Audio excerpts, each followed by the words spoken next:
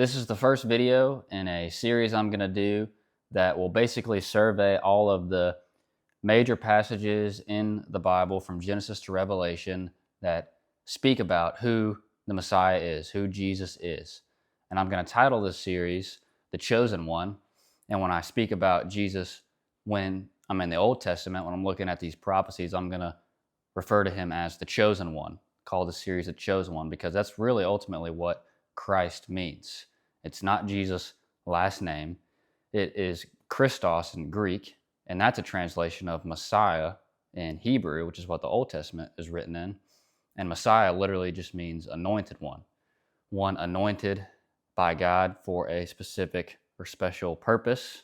Prophets, priests, and kings were anointed in the Old Testament. And so the Old Testament also speaks of this specific anointed one that's going to come from the line of David. And I mentioned that in my last video. This specific anointed one is going to carry out a much broader and more encompassing and magnificent task than other anointed ones in the Old Testament. And so today, I want to look at the first book of the Bible, Genesis, and what Genesis has to say about this chosen one.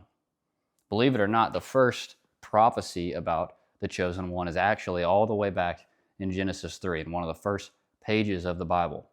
And this is right after Adam and Eve eat the fruit of the tree of the knowledge of good and evil.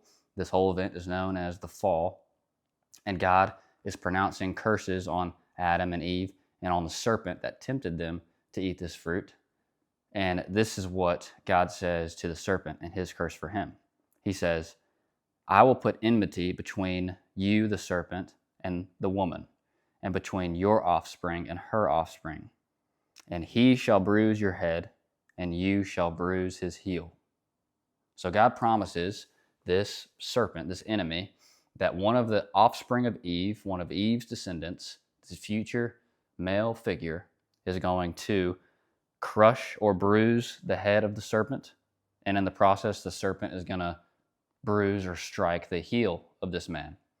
So simply what God promises is that one of Eve's descendants is going to destroy the enemy, is going to kill the enemy, metaphorically crush on his head. And in the process, in doing so, the enemy is going to strike or bruise the heel of the man. If a man were to stomp on a snake with its mouth open and the snake bites the man kills the snake. But if the snake is venomous, then that man's also going to die. At this time, they don't have the anti-venom like we do now. So God promises that a future male descendant of Eve, the chosen one, is going to defeat the enemy and be killed in the process. And theologians and scholars refer to this passage as the proto-evangelium, the first gospel, because we get a pretty simple but clear-ish picture of what God's going to do in the days to come. One of Eve's descendants is going to destroy the enemy. He's going to be bruised in the process, but the enemy will be destroyed. He will not rule over mankind. He will be destroyed. So God gives this promise to Eve, and then in Genesis 4, we get the story about Cain and Abel, and Cain kills Abel. So Abel's not going to carry the promise because he dies. Cain's not going to carry this promise because he's evil, as we've seen. And Adam and Eve have a third son named Seth. And Eve says, God's given me another seed to replace Abel. So it's clear that Seth is going to be the one that carries this promise. A few generations after Seth, we meet this man named Noah. And everybody's familiar with the story of Noah. And he is who God chooses to build an ark and carry his family and all the animals through the flood, because the evil was so rampant on the earth. The earth was so corrupt that God wanted to start fresh. And so he chose Noah to carry on this promise. A few generations after Noah, we meet Abram. And God says to Abram, this is now in Genesis 12, God says, go from your country and your kindred and your father's house to the land that I will show you. And I will make of you a great nation, and I will bless you and make your name great, so that you will be a blessing. I will bless those who bless you, and him who dishonors you or him who curses you I will curse. And in you all the families of the earth shall be blessed. In a later passage in Genesis, this promise is narrowed down to say, in your descendants, or even in your descendants singular, all the nations or all the families of the earth will be blessed. And so God promises Abraham that all the families of the earth will be blessed through him. Those who bless this descendant of Abraham, this chosen one, will be blessed. Those who curse this descendant of Abraham, this chosen one, will be cursed. So we've seen the promise start with Adam and Eve, that this deliverer, this chosen one, is going to come from their line, and then it's going to come from Seth, and then it's going to come from Noah, and actually Shem, of Noah's 3 sons, is chosen, and then Abram. And then Abraham has 2 sons, Isaac and Ishmael, and Isaac is the one chosen. Isaac has 2 sons, Jacob and Esau. Jacob is chosen. Also interesting to note, of Adam and Eve's sons, the youngest is chosen, Seth. Of Abraham's sons, Ishmael and Isaac, Isaac's younger than Ishmael. He's the one that's chosen. Of Isaac's sons, Jacob and Esau, Jacob is younger. He's the one that's chosen. And then Jacob has 12 sons. And the one of his that is chosen is named, for this promise of a future deliverer, is named in Genesis 49. This is at the end of Jacob's life. He calls his sons together, Genesis 49, verse 1. So Jacob called his sons and said, "Gather yourselves together, that I may tell you what shall happen to you in days to come." And so he blesses all 12 of his sons. And for Judah, this is what he says. Verse 8, "Judah, your brothers shall praise you. Your hand shall be on the neck of your enemies. Your father's sons shall bow down before you. Judah is a lion's cub. From the prey, my son, you have gone up. He stooped down, he crouched as a lion, and as a lioness, who dares rouse him? The scepter shall not depart from Judah, nor the ruler's staff from between his feet, until tribute comes to him, and to him shall be the obedience of the peoples, binding his foal to the vine and his donkey's colt to the choice vine.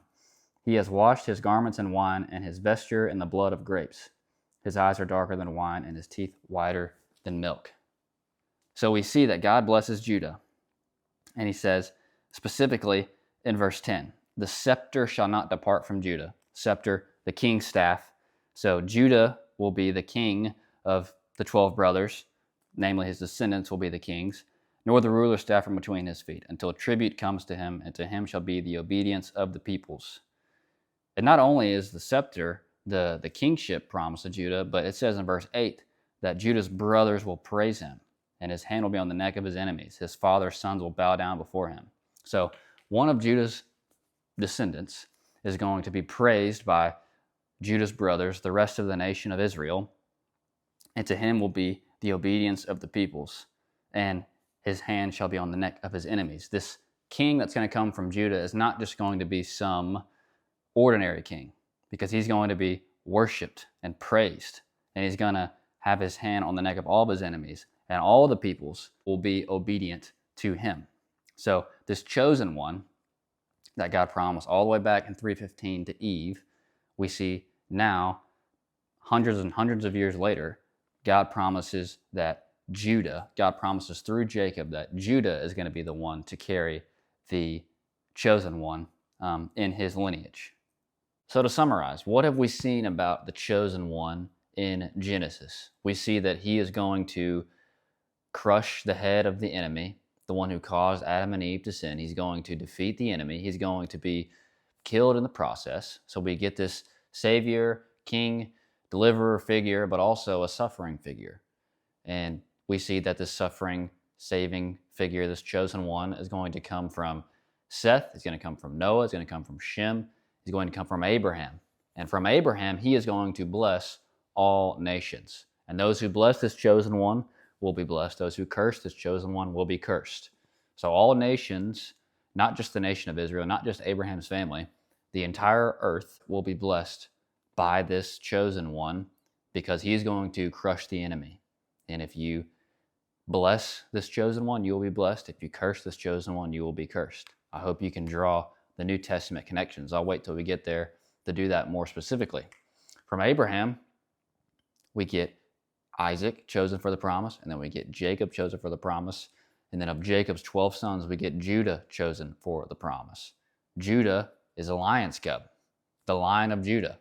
Think about that beautiful imagery of Jesus in Revelation. It's not just a pretty name.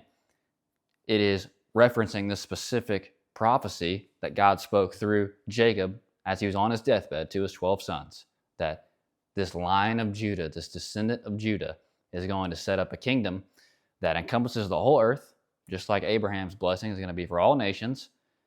This descendant of Judah, this chosen one, is going to defeat the enemy, and he's going to be praised by his brothers. Ultimately, I hope you can just see that the way the Old Testament speaks about the Messiah, the chosen one, is not just random prophecies thrown in there of he's going to be like this, he's going to do this. I would argue it is the focal point of the Old Testament from start to finish. From the first pages of the Bible, we get the problem of sin and death and rebellion and the enemy, and we get the promised solution that a chosen one is going to deliver his people, the entire earth, from the dominion of the enemy. So stick around as we go throughout the series. The next video I'll do is going to look at a key prophecy in the book of Numbers, and then a key prophecy in the book of Deuteronomy to round up the first 5 books of the Old Testament, and we'll go from there. But thank you guys for watching. Please subscribe to this channel, like this video, share it with whoever you want to, and I hope to see you guys next time.